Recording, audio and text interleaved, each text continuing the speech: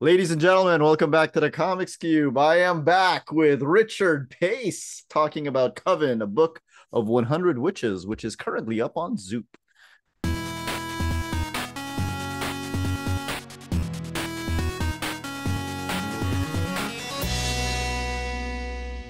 How are you? Actually, no, the sign up for the campaign is up on Zoom. It'll be up by the Uh, time I put this up. oh, you're right. Time dilation, Yeah. all that stuff. We're interviewing on a planet with much different gravity, so time travel. So, how are you, Richard? Not too bad. Yeah, the campaign's on Zoom. I'm predicting that it's doing all right. Here's the And thing. I'm going to ask a question about the campaign, all right, and after each question, I'm going to ask you to recommend a horror comic. all right, okay. Because it's October. You're doing a book on witches, and horror comics are a long and storied tradition that I Yeah, honestly don't think gets talked about enough. no, it doesn't. It does not. All right. Okay, So your first question. Coven, a book of 100 witches. I was, I follow you on social media, so I was there when it started. But Yeah. for the people who don't follow you on social media, how did this whole thing start? And how did it just kind of take off? Because as far as I could see, you were just kind of doing this as a daily hobby. Well, every October has now become in the artist community Inktober, where an artist got over a decade ago came up with the idea of doing like an ink drawing because everyone was increasingly using digital tablets to draw. So he said, "Well, let's do a challenge, a daily drawing ink on paper, Inktober." So for 31 days, draw, and you put out lists. And I'm not a big fan of following other people's prompts. So I just draw what I want to draw. And last year, as Inktober was coming along, I said, "You know, what I really want to do. I like want to draw a witch." And in my mind, there were these drawings by an artist who's since passed. His name is Leroy Neiman, most famous for these weird splattery sports paintings, but for Playboy magazine, he did these little cartoony pen and ink drawings of women with silk stockings on their arms and opera gloves, and they'd just be decorating Playboy magazine. And I'm of the right age to have seen those. In other words, the age they didn't want you to see it, but the age you most assuredly should see them. So they were in my head, and I said, I could do like a little homage to a Femlin with a witch drawing. So I did my first one. It was really quick and a little over rendered, but it was done. And I really enjoyed it because it was so different from what I was drawing at the moment. So I think when I posted it, I should double check this, but I think when I posted it, I said, I don't know if I'll even get like 4 done this month, but I'm going to try. I'll see what I can do. Right. And the next morning I got up and I went, you know what? Damn it. I really enjoyed drawing that witch. I'm going to start off one day drawing the witch. So I drew another one and I posted it and I had a good feeling and did my rest of my work. And the third day I went, yeah, I'm going to do another one. And by the fourth and fifth day, the response was pretty marked pro more witches. People were like, my little naked beheaded women. And by the 10th day, which I went, oh God, I'm definitely, I have to do the whole month. I can't do 10 in a row and then just blank. Um, so it became a bit of a job, but to make that job easier was the fact around the 10th, 11th day, I started getting like 250 to 500 followers a day based on the witches, and which was like, it was stunning. And that pretty much kept up through all of October. And I think at about midway through the month, maybe the 15th, 16th, 17th, my art rep said, let's put a couple of these up on the site. They all went, like, I think in 24 hours. So I, oh, these things are popular. And so as Inktober ran down, or Witchtober running down, I'm like, you know what? I kind of want to keep at it. I don't want to just drop it like till next year because I'll have a whole year of people say, I really miss your witches. So then I jumped on the alliteration of Witchy Wednesdays. So I decided from that point on, every Wednesday I'll do a witch. And eventually, I mean, that does they became more elaborate. Some of them I got to do really nice simple drawings, but some of them became like, it's a full half page of comics right here with the background drawing and stuff. I kind of like, oh, this is getting out of hand. And then there's also that more commercial part of my brain that was like, what the hell am I going to do with these? Like, it's just I could keep doing the Witchy Wednesdays infinitely. I could, and I realized it's like, well, but what do I do? It's like I just do a little booklet of like a Witchtober and the Witchy Wednesdays up until the next Witchtober, so it'll be a slimmer book. And I was just like, oh, maybe it's not a good idea to be continually just drawing witches. So I think it was in the high 20s of the Witchy Wednesdays, which is a long time to think in there. I kind of went, maybe I should just do a book of 100. And that means Witchtober 2022, Witchtober 2023 this month, plus 38 Witchy Wednesdays. That gives me a nice flat 100. Mm-hmm. And so I decided that's the way to go. I started talking to publishers, and all the ones who seemed most excited to do a collection were telling me, oh, we'll do a Kickstarter first. I was like, okay, all right, okay. And then Zoop, who had been really, really eager to get me to do something with them since almost since they started, but they really, as of the Heroes last year, they were really, really, really interested in doing something with me. And so they came back and they're like, well, this is what we do. They gave me the full spiel. I didn't understand they did the fulfillment. So they gave me, I was like, oh. And on top of that, this is not, they haven't solidified anything, but they're also in talks with publishers to actually not only be able to do fulfillment, but basically say, we get a distribution deal with this publisher. So we can actually overprint to a direct market edition as well. Which means that, okay, that means not only is the backers available to get the books and whatever extra books I print to hand sell at conventions, this could actually go into mainstream distribution. And I'm like, okay, so I'll go with them. They are the crowdfunding source. They are essentially the publisher. And if they can't make that second coordination, I can make that other deal myself later. Mm-hmm. So yeah, so it's basically why go to a publisher who's going to use Kickstarter as a middleman? Why not actually immediately go directly to the crowdfunder who's going to do the fulfillment and probably at a better percentage cut than the publisher would? I get it. I get it. I did Yeah. you imagine that drawing that first witch it would lead to this? No, no, no. It would. I also didn't imagine that these tame witch drawings. I mean, sure, they're nudity. There's nudity, but they're tame. How much censorship I get from Instagram over them. I was like, It's Instagram. well, no, for the longest time. I mean, I didn't get any warnings at all during Yeah. Witchtober last year. Um, I had done some. I had done drawings that I felt, look, is this pushing the envelope? And they slapped me back. Right? There was a drawing Okay. I did. There was a drawing I did of Batman and Catwoman in response to the Harley Quinn story that they wanted to do a joke about I Batman going. remember this. Yeah, and I went, okay, that's fair. Okay, we got a full on erect Batman, which was not safe for DC to publish, so it shouldn't be safe for Instagram. Um, but I thought, okay, as long as I'm not depicting sexual activity, I'm good. But no, what it is, if it's a combination of popularity and nudity, they come at you hard. Yeah.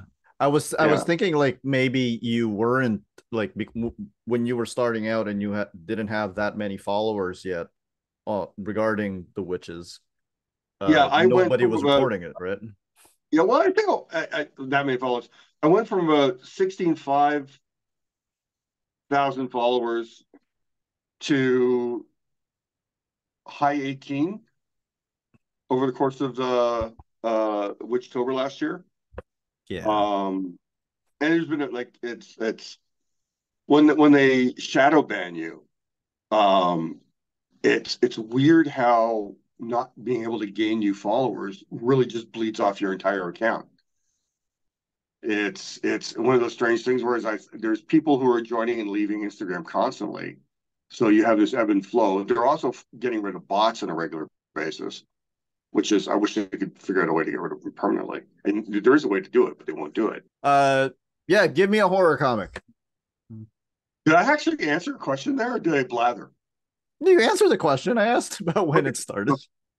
Okay. Okay. I think a good classic, good horror comic to start with would be 30 Days a Night by Steve Niles and Ben Temple-Smith. I think the first movie fulfilled the promise. It was a good adaptation of the comic. The second movie, not so much. I think they actually made a third, but I never seen the third. Um, and 30 Days of Night has some great sequels too. There's one of my favorites, Bill Sienkiewicz drew. It's just gorgeous. So yeah, Yeah. 30 Days of Night. My second question is you are the witches, they're nude. Um they wear a hat. They wear a witch hat, stockings and gloves. No, Uh no stocking. Actually, it's just the oh right, gloves. no stockings, right. Yeah, and part of honestly, I think the very first witch I drew, I just drew it down to her waist, right? But in my head, I went after finishing the gloves for the first time. I said, "Oh, there's no way I'm putting stockings on them because they have to be fishnet too," and it would double the length of time to do any witch. So What is the line between when cheesecake becomes when cheesecake is still tasteful, uh where does it become not tasteful? I think there's a significant amount of that is in the eye of the viewer. It's like, it's what's that one judge who said, I can't define porn, but I know it when I see it. Um, I think erotica is the type of work that creates a sort of sexual idea. Whereas if you go beyond that, where you're actually carefully using the word explicitly demonstrating a sexual act, that feels like that might be crossing the line into from erotica into um, I don't want to say pornography. Um, Yeah, I don't want to make it sound like pornography is bad. well, there's also Yeah. there's a great defense of the word pornography by Alan Moore, saying that erotica versus pornography is a class issue. And I get that. I think that growing up in England, that would be a lot more relevant because class issues abound in England. Um, I think the idea is erotica creates the idea of a sexual energy or friction, whereas it stops being just purely erotica when it starts indicating a very specific type of sexual activity. Okay. So I think just a nude figure who's doing day to day stuff or posing cute isn't necessarily intensely sexual, even though the nudity is already there. But let's say the same drawing of I did a drawing of Harley and Ivy making out, and that was more explicitly sexual. It wasn't erotic. It was, although it could fall under the branch of that type of stuff. I did it for Pride a couple of years ago, and that would be crossing the line past just simple tasteful erotica. There we go, tasteful. Although I think you can do tasteful pornography. I'm sure there's a way to go in there. Not my Yeah. thing though.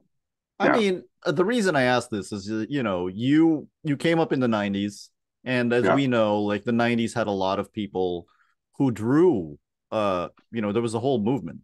It was called the Bad Girl movement, and some people drew it better and some people didn't draw it as good. And then, it's just sometimes it was inappropriate and sometimes it wasn't. And like, where does it go in which Yeah, direction? it's a weird like the thing that struck me because I'm more of a traditional artist than someone who came up with the whole comic book Mhm. mindset to drawing. And I remember thinking a lot of those bad girl artists were just bad artists, and This is true. they pulled out the circle template so they get those breasts the right exaggerated size, and they gave them like literal wasp waists, like their organs could not fit in that torso. And it's like that worked, and to me that was almost like fetish art. It was because they were so distant. It wasn't even cartoon. Like J. Scott Campbell cartoons his women. right? Yes. Those are cartoons of women. So when people talk about how he's exaggerated, he's not drawing real women. No, he's not drawing real women.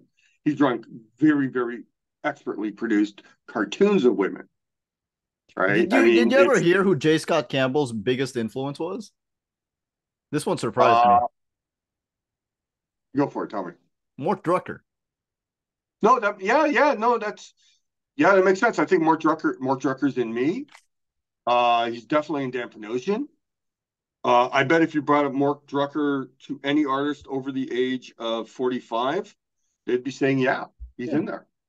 I guess Mort that's Drucker, I mean, his EC stuff, anyone who's been around comics for a long time will have seen his EC comic stuff. And yeah. they'd hold up today, apart from that terrible EC lettering. And he was easily the standout. He was easily the standout of Mad Magazine. It was typed, Richard. Typed. I thought it was an Ames template. Oh, was it? I don't remember. Oh Yeah, well, yeah. I don't think I have one handy. It was a pre-printed out plastic thing with the letter Yeah. forms are in each one. You just trace them off, and if you put a tech pen in them, you You get those just letter forms. follow them. Yeah. Anyway, you were Yeah, saying like some of the artists are just bad. J. Scott Campbell is like, I you it's know, amazing. I know he upset some people, but I mean, if you look at him through the lens of cartooning, he's fine. yeah. Like you compare him to some of the guys who are now thankfully long gone. Um, I mean, yeah, he's cartooned the characters in some way, but he consistently. It didn't like, he draws guys that look like John Buscema guys, and then his girls look like, Disney porn, right? It's like everything's consistent. His men are existing in the same visual universe as his women. His men are as hyper stylized as his women are. That works. You go to another good girl artist, Frank Cho. Yeah. I would say he's very much in that Adam Hughes, who's another good girl artist we could talk about, in that Adam Hughes style of classic illustrative clean line drawing.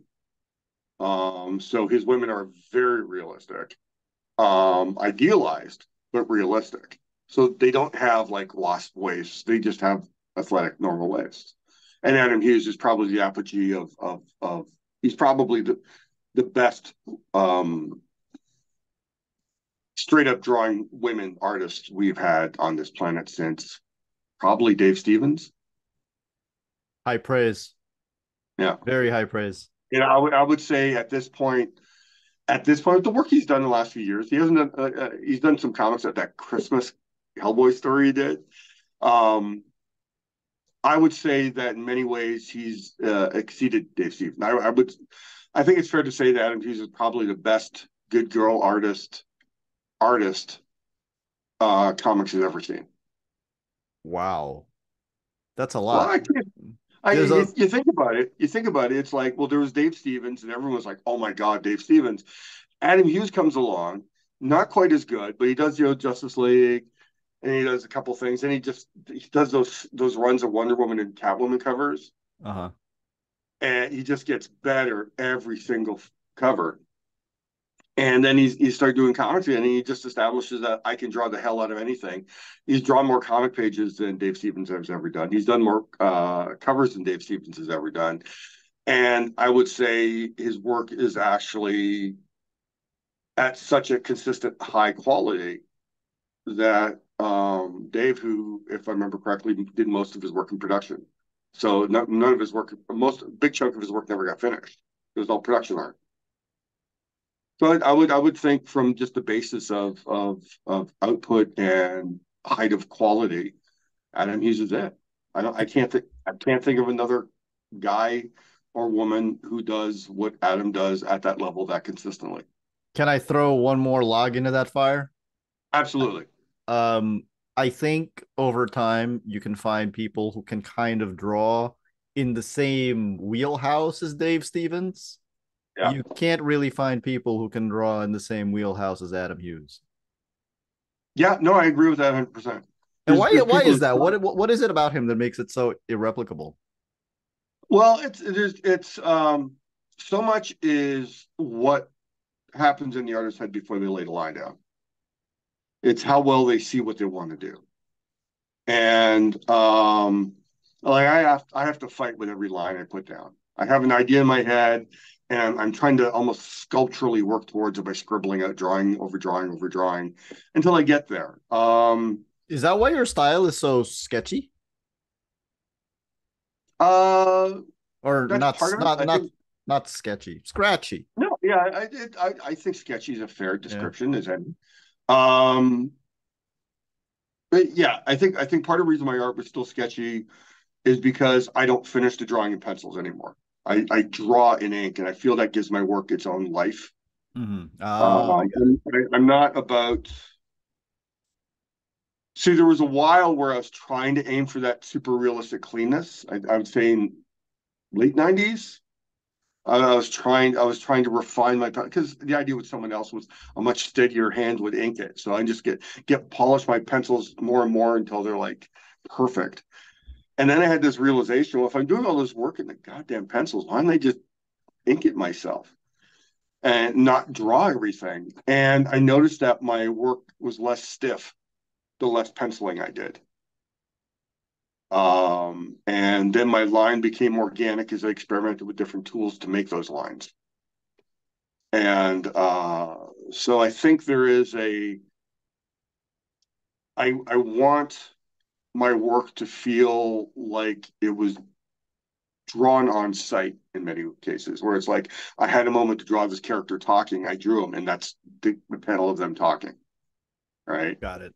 Or it's like there's a fight scene. I want it to feel like I was there. I saw the fight, and I'm drawing the fight as happened. And since everything's happening so fast, I can't render everything perfectly. Right? Sometimes lines have to indicate movement in a way, and there's a wide range of influences that go into that. I think my Bernie Wrightson's clearly my DNA as an artist. Yeah, absolutely. Uh, but I think there's a classic illustrator named Joseph Clement Coll, Coll. Um, I think his approach to line influenced me even more because it was much more organic drawing as opposed to that procedural finding that woodcut feel that Bernie Wrightson was going for after Booth. But Cole was actually like organically drawing with ink, and I went, "Oh my god, that looks so alive." And that started creeping in. And then Blade of the Immortal, I think, was another. Oh yeah. Um, yeah, I mean, I was already a fan of. Well, let's be honest. I'm a fan of A Lone Wolf and Cub, Blade of the Assassin, and yeah, it's those very limited manga, Blade of the Immortal. Um, They're not those limited limited influence. anymore. Well, everyone knows them. I mean, it's like I was watching the anime, and the anime missed felt to me like the anime missed it. They did all the story beats, but it was so clean. Yeah. Um, It's not I think an animatable style, is it? I think it is now. I think it is now. I think with the current 3D tech, they could literally emulate. They could probably develop an app to actually get that line scribble across. Yeah. Um, and let some of that raw drawing show up, which require a step up for the animators themselves, but it would also be a technological thing. But it's as I understand it, the one season didn't find an audience, and it's been over a decade, and they're not going to do another He's shot. not gonna do it again. Because No. the Play the Immortals all done. Dark Horse is put. I want to get all the hardcovers because now like okay, so I was getting the small like trades. I started with the comics, then I started getting the little trades. Then I got the fat trades. Now there's hardcovers. I want all the hardcovers. Okay. So, yeah, Dark Give Horse has got me. give me your next comic recommendation for horror.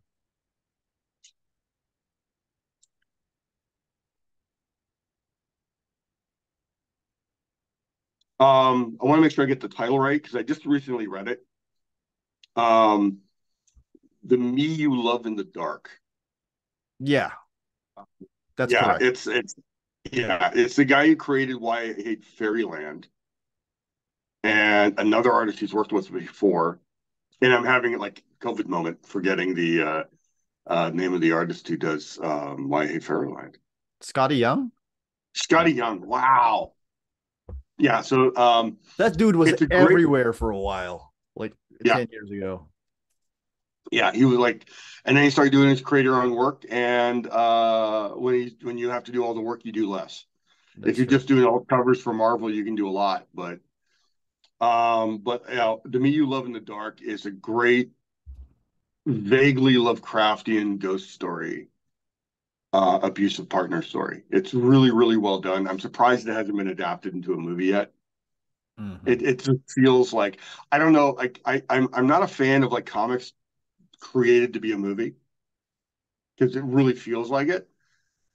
This feels like a really, really good comic that would make a great movie. So someone Yeah. should make it. Someone should make it. I had a All right, that's live two. Okay. I had a live stream with JH Williams the other day, and we were talking about that, and like I just went on a rant about comics that are made specifically to be movie pitches because I'm Mark like, Millar. wait, what? Mark Millar. Because I'm like, you know what? If a director is actually doing their job, Yeah. it shouldn't matter how the comic, how the comic is, right? Yeah. Yeah. Like make the comic as good as you can, and then like let them bring out the spirit of that. Yeah. That's my take too. I mean, yeah, the story's got to be done best for the medium it's going to be in. So if I'm doing a graphic novel about, a woman joining this coven, I'm not thinking, well, how can I do this as a movie or how can I do this as a TV series? Right? No, it's like I got to do the best story because the thing of it is you're giving your if you're trying to make your comic to sell to Hollywood, you're serving two masters at that point who have very different things. There's the master who is the comic book audience who needs to like the book well enough to make it successful enough for Hollywood to give a fuck. And then there's the Hollywood audience, which is the eventual audience that you'll get if you appease the first master, which is the comic audience. And I think the first one is so hard for so many comics creators Mm-hmm. that they're guaranteeing their failure by adding the additional goal. I agree with It's you. it's yeah, yeah. It's like if I'm doing a comic, if I'm writing drawing a comic, I'm writing and drawing the best comic I can make it as a comic. And if someone else says, "Oh, we think that would make a good movie," I'd be like, "Okay, pay me and let's see what you do." I mean, because they're going to make changes no matter what. I could have written the perfect movie as a comic book, and when the movie get their hands on it, say, "Well, but what if it wasn't ghosts?" Right? And then you're going to go, "But it's a ghost story." Yeah, but the producer's really into like haunted cans of cola, but they're haunted by mice that died in the Coca-Cola factory. So we're going to take your romantic ghost story and we're going to make it about ghost mice living out Coca-Cola cans. And you're like, okay. And that is not a real example, but it's close to an example I've had to deal with a friend's project at one point. Jesus. I got roped in, and he wanted me to come in because they were talking story stuff, and he always shut down when he came talking technical story. And we're sitting there talking, and I'm just sitting there listening, and I'm looking at him, and I'm listening, and I look at him. Whenever they suggest some completely moronic idea, and I can see he's upset, but terrible at communicating any sort of like, I don't think that'll work. And I think we took a break. I said, "Do you want this deal to die?" And he went, "Yeah, because I don't trust him anymore now." So he said, "Just say shit that makes him upset." So we go back in, and I said, "I got some notes. I didn't. I written down all the things I thought were stupid, but I didn't have ideas to change them." And so what I did is so one of the first things you change is suggested is you say you want to do this to this. Why? So basically getting him to explain three of the, I don't know, half dozen things that they wanted to change it completely around. It's kind of like, well, maybe this isn't the project we're looking for. And I don't think so either. So My yeah, don't trust Hollywood. They're going to change whatever you do, no matter what you do. And they might make a good movie out of it, but there's no guarantee it's going to have anything to do with any sort of faithfulness to your source what you material. did, yeah. Yeah. I mean, The Empty Man was adapted. That was, I'm blanking the name of the writer, but I think it was Vanessa Del Rey drew which would have been why I bought it, drew the book. And the movie Empty Man, which is ostensibly based on the graphic novel, has nothing to do with the graphic novel. It's like going, oh, that's an interesting idea. I want to make this movie though. It's actually a really good movie, but it has nothing to do with the graphic novel. And that's just the way of things. This all kind of anticipates my next question, which is we have seen there is a long tradition of horror comics. There's Yeah, also that people don't really talk about that much, and there's also a long tradition of erotic comics, which people talk about even less. Um, yeah. but we have seen kind of the intersection between the two of horror comics featuring erotic type hosts. Obviously, I'm thinking of Vampirella and Elvira, I suppose. Oh, you're making me think of Tim Vigil comics. and I guess I'm wondering, do you have any plans at all to parlay this book into its own narrative, its own graphic novel? At one point in the past year, I was talking with a number of other professionals. What I wanted to do is I wanted to do a monthly witch anthology where you would have three permanent creators and one other creator who would come in for like a series of 8-page stories. And we just do 1 year, and at the end, we each get our own little trade collection of our witch stories. So I ended up doing all the world building work for my witches as a serialized story. The publisher that was initially interested decided to ultimately pass, which I understand. In this market, we don't know what's going to sell. And a witch anthology is kind of like not safe for work with witch anthology, Mm-hmm. right? I get it. Uh, yeah, it could sell gangbusters. It could not sell at all. But mentally, if the Zoop campaign is successful enough, if it's clear that there is a hunger for these witches um, that exceeds our current expectations, there will be a witch graphic novel next year. I'll do it in time for October next year, and You heard it here yeah, first, folks. Unless you've said this to somebody else and it airs before this does. So who was asked that question? So it's like, give me give me another comic. um, damn, I almost easy. I could just do Alan Moore comics for the rest of this. You could. Um, I could. I mean, um, I think it's best. I'm going to make Alan Moore a category, so that'll make me work harder for the remaining two answers. Alan Moore horror comics as a complete body of work. He's American Gothic and Swamp Thing. In many ways, V for Vendetta is a horror comic. In many ways, a lot of people don't understand Watchmen's a horror comic. Of course, From Hell is quite From Hell. possibly the quintessential long form horror graphic novel, where it finds horror in so many ways. I think some of the people who read it missed some of the horrors that he was going on about. And I think his last comics work, Providence, Yeah. had some of the most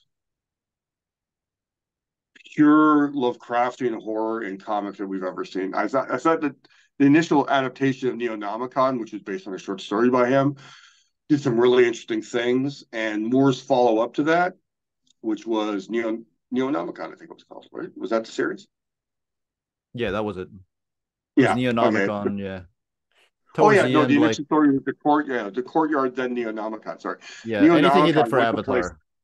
Yeah, Neonomicon was incredible horror. Um, and I mean, there's people who are going to attack Alan Moore for it no matter what, but it was a great horror comic. And then he topped it with Providence, which is I think that was a perfect note to go out on. I mean, I don't think he could have done a better horror graphic novel than that. Than Providence. Yeah, Yeah, I mean, even the last one he did with Kevin O'Neill that wasn't League, Cinema that was Purgatorio. fantasy. That was pure fantasy. No, no, I mean, Cinema Purgatorio Oh was yeah. Sorry. Cinema per yeah. Almost forgot about that. That yeah, was such a weird project. It was definitely it was weird, huh? horror in a Hammer movie vein, Yeah. right? It wasn't really. It was almost about. Well, of course, it was about cinematic horror, but as a result, it's so nostalgic that I felt that the nostalgia was overriding the horror aspects of it.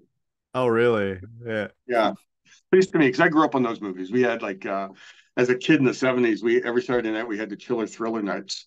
We would show two horror movies back to back, and there always be either Hammer or um, Wes Craven movie, not Wes Craven. God, who made all those Poe movies again? Mm, I'm blanking. I don't There's know. like all these Vincent Price, Peter Lorre, Peter Cushing movies made for low budget. What's no? Damn it! I'm using my phone, so I can't look it up while we're Well, talking. also Vincent Price was his inspiration for Kane Yeah, in yeah for in Swamp Thing, yeah. which I guess indirectly makes him the inspiration for Neil Gaiman's Kane. I think it's in there. I think it's in there. Yeah. All Uh, right. So all the Alamo horror comics is one horror comic. okay. I want to go back to my second question, like build off my second question, which was about the tastefulness of cheesecake and stuff, because I think one of the things that I guess surprises me is like, I mean, I think I would have predicted that your nude witches would get quite a following, but I would have assumed it was all dudes. But it's not, is it? No, some of them are. Well, you don't see anything, and they got censored anyway. Is that what you're asking? No, no, no, no, no. Like I would have thought that the followers that you got were mostly dudes, but I think I see Oh, a dude. Oh no, I saw a massive spike in women followers yeah. because Instagram has those algorithms. I think my percentage of women even as the following grew, I think it's up 2 or 3% women from before. It was mostly dudes following my work, and now there's been a marked increase. I think it's like maybe 20% now, which is still small, but I think it was like 14% before. I think that surprises me. Like, does that surprise you at all that women would be like No, into no. really? I think oh my God, look at all the just isolate it to the anime manga and look at the manga that have the largest females followings in North America. It's usually really attractive, closer to grounded, pretty. And I'd like to think I don't draw over stylized, um, almost cartoony physical forms. I draw real bodies.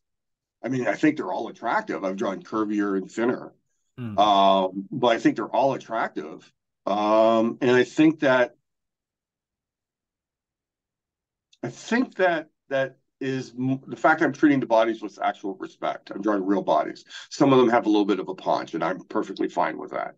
Some of them have thicker hips. I'm perfectly fine with that. And I'm not, and I don't think I'm fetishizing the female form in any way.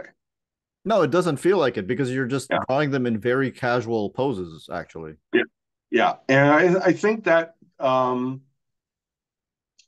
it has a certain appeal to the woman audience because okay, so one person who ended up buying a piece basically said your witches are a breath of fresh air because they're clearly sexual, but they don't feel that they have to put on their sexuality and they're happy and confident in who they are. And I went, well, that was kind of my goal. I wanted just to be happy, relaxed witches because, like, you know, it's the idea that they're trying to engage someone in sexual activity isn't there at all, right? They're I think the most aggressively witchy thing I have in any of my drawings was clearly a witch just turned someone into a mouse in one of the drawings. Yeah. Um, Other than that, they're usually just, just relaxing in their environment. Um, that's, I think, not, it's not secret, but it's like, yeah, these are, they have lives and they're not about, whereas on Instagram, it's like, it's like half the photos you see when they're Insta model showing up in your feed, they're butt shots. Now, I'm a big fan of the butt, but I'm not drawing these witches I'm not making my witches thirst traps. There, I stumbled into it. My witches aren't thirst traps. They're just, confident, strong, and happy in who they are and how they show themselves. It's just you're drawing them, and if they turn out to be thirst traps, then Well, I mean, it's if I draw a nice foot, now I'm not in the feed, but I know there are people who are in the feed, and that foot could become a thirst trap to them because it's a nicely drawn foot. Okay, if someone gets turned on by my attractive nude little witches, I'm perfectly fine with that, but I'm drawing them specifically from a point of view. I want to draw a happy, confident character who lives outside of our circle. She's an outsider, but she's perfect. They could be gay, they could be bi, they could be asexual, right? Are automatically outside of certain social expectations and norms, and they're perfectly happy in who they are, and that's what I'm aiming for. that's what you're aiming for? Is that's the message you're trying to send? Is like no matter who you are or which circle you're in, like feel free to be you. I The feel like that's a very happy you are 2023 in your own message. skin. Yeah, the happy you are in your own skin, no matter. I mean, it's like I've had, of course, the religious people come after me, especially because of the upside down pentagram, which you're absolutely convinced is a sign of Satanism. And as far as my research goes, the idea of the upside down pentagram meaning something negative came about around 1885, when one of the first guys wrote a book about Satanism and decided that the upside down pentagram represented Baphomet, a goat god, Mm-hmm. right? Um, you can find Christian religious use of the inverted pentagram going back ages. There's in some of the churches built in England, they actually have the crucifix in the womb part of the inverted pentagram. And in certain contemporary pagan ideologies or religions, um, the point is actually just means like where you're grounded. Like if the point is pointing up, it means you're looking towards the spiritual. If it's down, it's you're looking to take care of yourself, right? Um, I mean, it's a very benign symbol. Okay, it predates any modern living religion, Yes. and it basically it's always been a sense of magic to it and connected to the earth. So I thought the inverted pentagram would be perfect for my witches. So Do you use models? I've drawn some purely from my imagination. I've drawn some based on studies I did in my old sketchbooks. There was time for a couple of witchy Wednesdays where I was flipping through old sketchbooks. Oh, I should draw that again. I have friends who happily model. Most of them want to remain anonymous, which I get. Um, and I also have like these Fison figures, which I have male and female. Problem is, They don't really um, articulate, do well, they? they articulate pretty well. I Oh, mean, I huh. mean they're silicone over a steel frame, right? Got it. So that can give me the basis. But the problem is I'm continually fixing them. The arms are way too long on this figure. And the male figure I have, the arm is even comparatively longer. Like that hand should be ending up about, oh, sorry, the hand should be ending there. So that means the Mhm. entire arm should be shortened a bit. The breasts are wrong. The hips are a little off. Um, and it's gotten dirty from like pencil stuff and everything. But it's good to give a basis for how Yeah. the figure moves. And so I have like one of each of those. But no, a lot of times I'll rough out in pencil. If I'm having problems with a part of the figure, I'll go find reference. Sometimes, like I used to have this thing where I'd wake up. This is back when I used to be on DeviantArt. I'd wake up get in my studio, I'd open my sketchbook, and I'd go through some of the photographers I'd follow on DeviantArt, and I'd just try and do studies based on the photographs. Like right there, it'd be like life drawing every morning. I do 5 or 6 pages of that, and I found it improved my figure drawing quite a bit. But it also means I got this massive swipe file of photos I've drawn once before. I can go, oh, if I do a drawing based on that, it's my drawing completely. So Okay, give me another comic.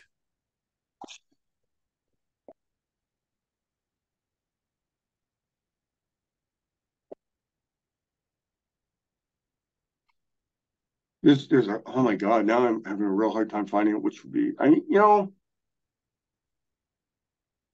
The Walking Dead. Um, I I feel like think, that was gonna come up. yeah, it's hard not to. It's like I almost said it's the first one because it was like but the actual comic itself, and I think the first 2 years of the comic in particular, because after 2 years, as a reader, you understand how it's going to go, and it basically sticks to that formula until the end. Mm-hmm. Okay. Eventually, he's going to kill someone who's been around a long time. He's going to introduce some new people. Half those new people are going to die right away, and then the rest are going to die out slowly over time. And eventually that stops being surprising because that's just the world you live in. But that first 2 years as a reader learning the rules of the Walking Dead world were really good. Just the way he took a zombie comic, which should have been entirely about, because history telling us this, should have been entirely about surviving the zombies, and he made it about the end of a friendship and the betrayal in a marriage that never fully gets addressed. And I'm thinking it's like I get that that was filler between zombie attacks initially at the point. It must have been felt like filler, but because that relationship between two main characters with Shane betraying his friend, not wanting to let go of Lori, and ultimately becoming a bad guy, like a real bad guy as a result, was a smart play. And then how it transformed the father son dynamic running through the rest of that series. Um, that was I think that was just masterful. It might have been accidental, but it was masterful. Here's my last question. So All right, now become for a little more bar comic. for Zoop, because Yeah, I'm used to Kickstarter, and Kickstarter has all of yeah, these stretch goals, tiers, etc. yeah. For Zoop, for Coven, what are those? One of the first stretch goals will be additional pages because there are more than 100 witch drawings. Right? There's drawings I rejected. There's now the 30 witch heads I drew for the countdown through September. Um, so there's a lot more material. So first stretch goal would be more pages, more than 100 pages in the book. Um, um, we've talked about prints, everyone getting like a little mini print. Um, they also floated the idea of, and this is something I have to tell them I'm not in favor of a PDF version of the book. If something exists in print, let it exist in print. So putting it in a PDF means everyone's going to be able to get it for free. And I'm just kind of like, make them work for it. Make someone actually have to go out there and scan the book and make the PDF themselves. I don't want to make it easy on the thieves. There's talk of a few other things. And I honestly, I'm only really, we have like 3 tiers in mind in terms of like support. And I'd be happy if we just meet the mid tier, which is when the stretch goals start kicking in. And at that Yeah. point, it's like, oh, here's some extra pages. There's been some talk about, okay, if we over exceed that, we might add extra pages, but be based on the basis of some people commissioning me to draw which scenarios they come up with, which I'm not sure how it would work. So I'd be doing new drawings exclusively for the book based on backers, but they'd only become available if we had a stretch goal, which seems really complicated to me. Would that Uh, only be like to a very select few backers? yeah, it would be like, okay, so let's say we hit, 25,000 or something. And all right, we unlocked a stretch goal where there are now 10 spots for people to commission an original witch drawing with input on the subject. I mean, if they say, I want her with like a strap on dildo, I was like, no, I'm not going to draw that. Right. It has to be like within my limits. There's certain things I'm not going to do with the witches. And then, that would be limited numbers there. So, because I have deadlines, I can't be Yeah. continually drawing witches forever. But so that would be a potential stretch goal. So there'd be a gallery of directed witch drawings, Okay. which of course make the book thicker. The Zip people are very smart. They want to stay away from anything that increases the packaging shipping costs. Smart. Yeah. Yeah, and it's like there was some discussion I had with friends who went through Backer Kit, where how all the postage gets added up at the end, and how the shipping charges after you say, oh, I like this option B and I like this option here and I want this option. Suddenly you're spending an extra $150 on this Kickstarter you already backed, and then you're spending another $80 on shipping on top of that, right? And it's like I don't want to create a bad experience. I mean, there's on the live stream where I was like initially working out my cover ideas for the Coven book.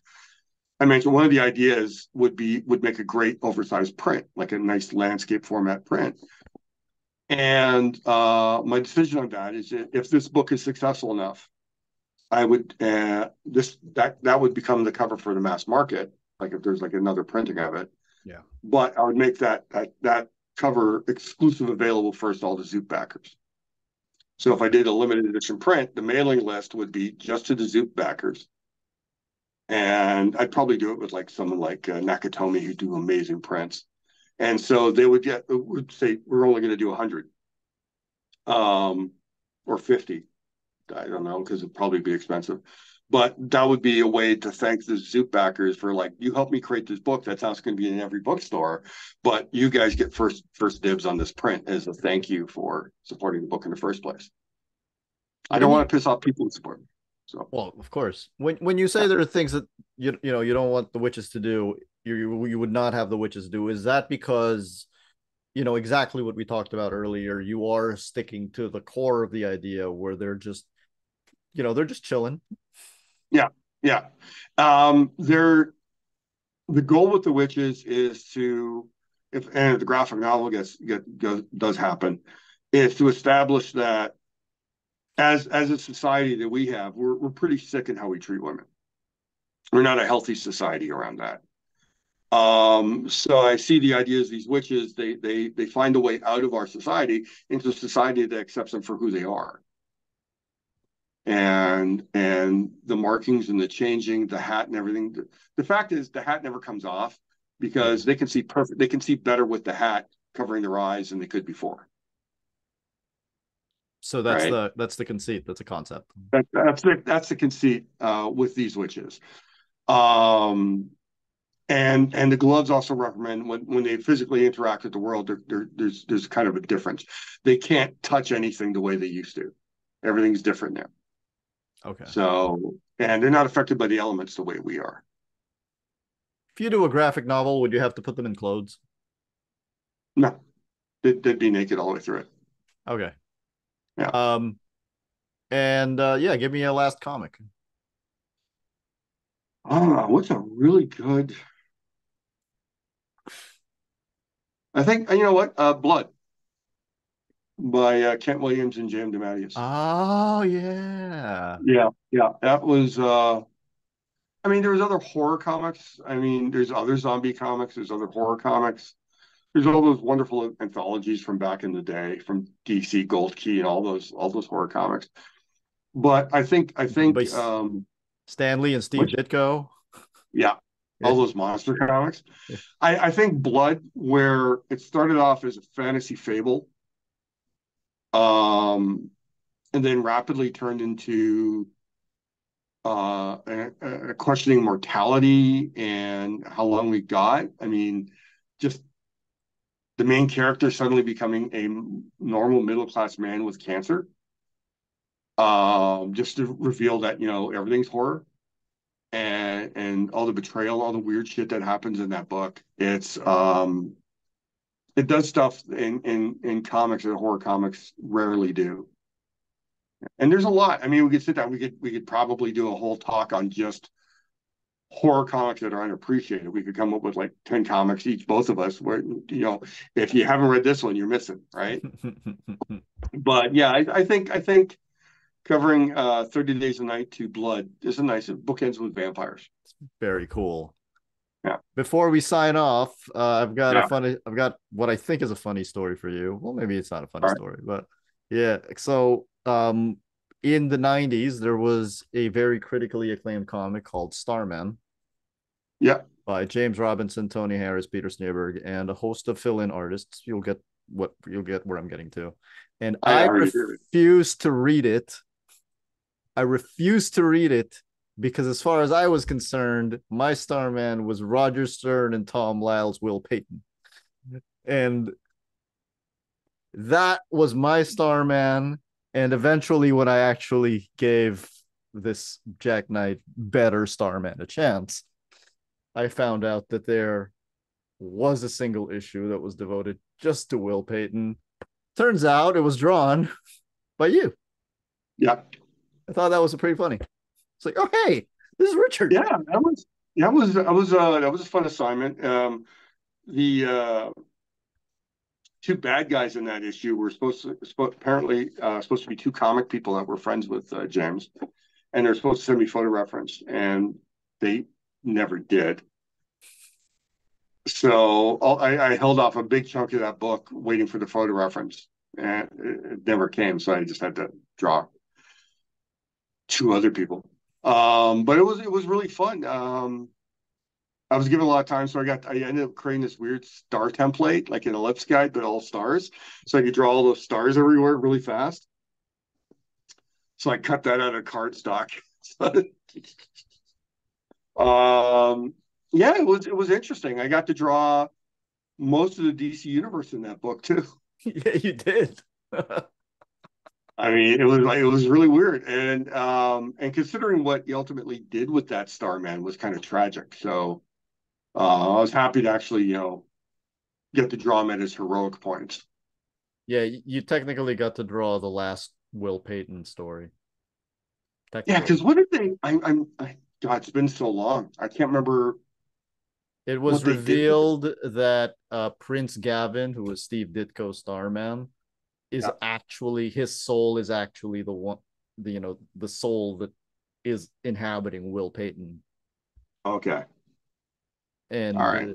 but you so when they finally bring him back, he shifts back and forth between Will Payton and Gavin's personality. Yeah. So you did the last full Will Payton story. All right. Well, I'll take that to my grave. I'm good with that. I'm that one Will Payton fan. All right. Well, I've met others. I've met others. I'm one of the five Will Payton fans. Yeah, yeah. It's the amount of people who come up with just that comic book and want me to sign it. I'm like, all right, cool. I'm happy. I'm happy. I felt I did pretty good work on that. Yeah, I So mean, every time they had a Times Past in that series, that whoever they got as an artist for a Times Past was really, really good. I feel like I discovered a lot of artists for I did too. I did for too. I was I those. was really happy that James wanted me. There's a few other times James and I were going to work together, and I remember it was really interesting. It's like he had a project. He wrote a couple of pages that didn't actually make any sense from the stage direction. So I asked him some questions on it. He said, "Oh yeah, I'll fix that. I'll get right back to you." And then like nothing happened. Ah, that's Right. too bad. And yeah, I ended up drawing one piece based on his original talk through as a teaser idea, and he liked it. But and then it's like, so after several months, I reach out to him again. He goes, "Oh, I thought I was waiting for pages from you." I said, "I couldn't make sense of those pages. I needed you to rewrite them so I can understand the stage direction because it doesn't make sense." He was like, and he seemed to get like bothered by that, like being reminded that his stage direction in this couple pages of a it was supposed to be for Mark Wade's then webcomic platform, Yeah, I remember that one. and it was it was just like he just never delivered. Oh, that's too So bad. yeah, He well, was he got really busy in Hollywood, didn't he? I don't that's know. part of it. Yeah, yeah. But it's like, I mean, I've talked to other people. He was supposed to do a sequel to The Golden Age with pretty high profile artists. And I'm not going to bring names up. And his experience of the situation was James promising a script that never arrived. Ah, that sucks. So yeah, Oh well. yeah. Well, anyway, by the time this is up, Coven is up on Zoop, so I'll put the link down for everybody to see it. Go click on it, everyone. Go back it. All right, Thanks, cool. Richard. My pleasure. A pleasure as always. Thanks always.